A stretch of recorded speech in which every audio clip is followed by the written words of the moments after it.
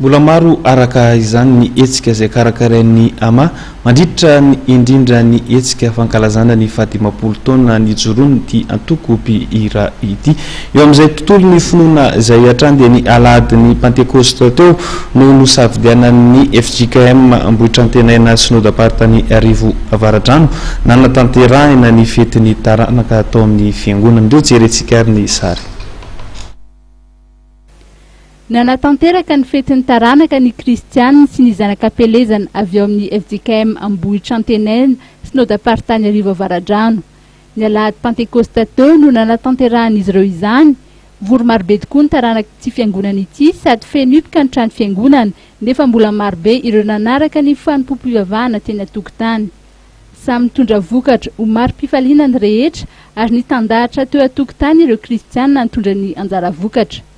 Teorin'ny fanompoam-pivavahana izay nofaranana tamin'ny fiarahana mandray ny fanasan'ny tompo dia nisy ny lavandim-bokatra izay namadiana ho vola ireo vokatry ny tany nentin'ireo kristianina.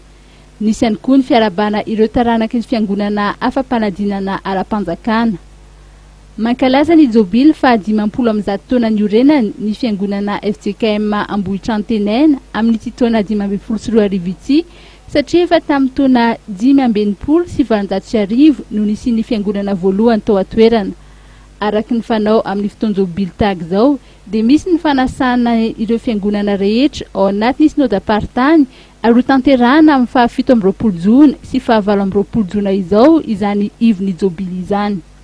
Manatsika izany fetiny taranaka izany itsinjovana fa 50 taona ny fiangonana.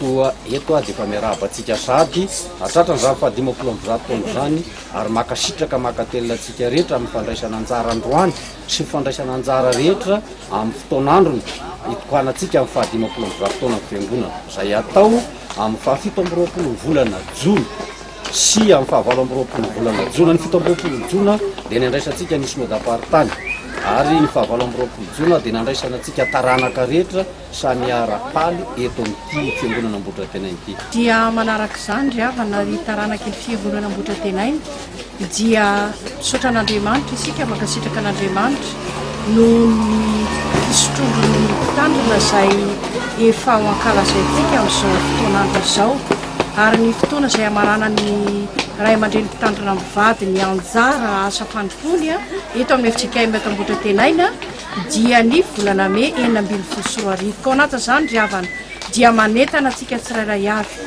noho izany asa fanompona goavana izay nataon'ny ray aman-dreny mpitandrina izany. Asan'Andriamanitra mahagaga izany ary isika rehetra dia miamboka tamin'ny filazantsara izay nampitondrainy Andriamanitra ireo mpanompony ireo koa dia efa manentana antsika tsirairay avy amin'ny fanomanantsika izay rehetra foitsika azahoantsika manorina ny trano ho an'ny ray aman-dreny mpitandrina fa io no fanomezana izay noheverintsika ho atao azy.